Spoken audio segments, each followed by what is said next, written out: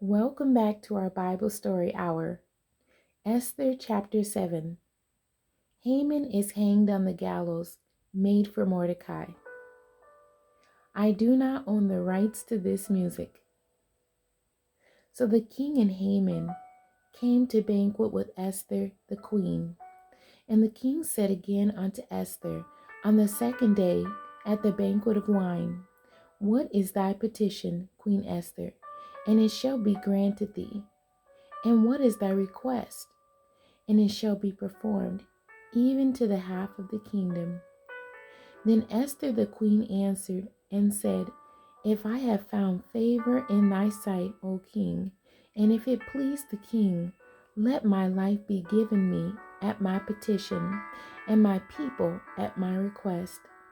For we are sold, I and my people, to be destroyed, to be slain, and to perish.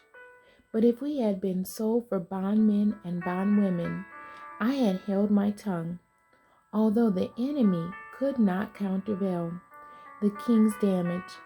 Then the king Ahasuerus answered and said unto Esther the queen, Who is he and where is he that durst presume in his heart to do so?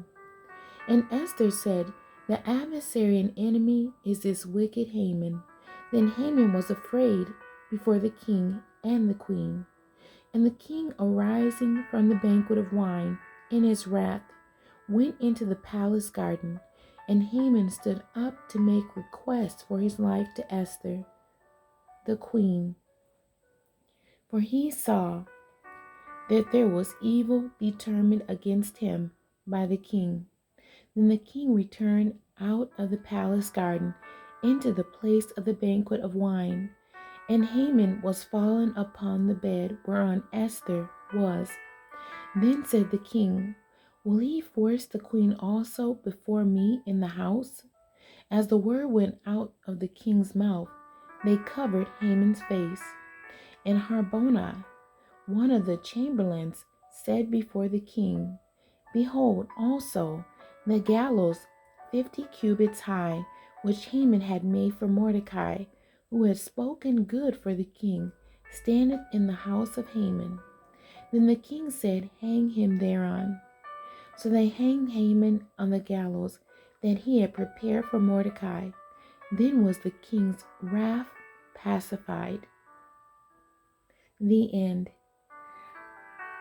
God bless you and thank you for joining us today.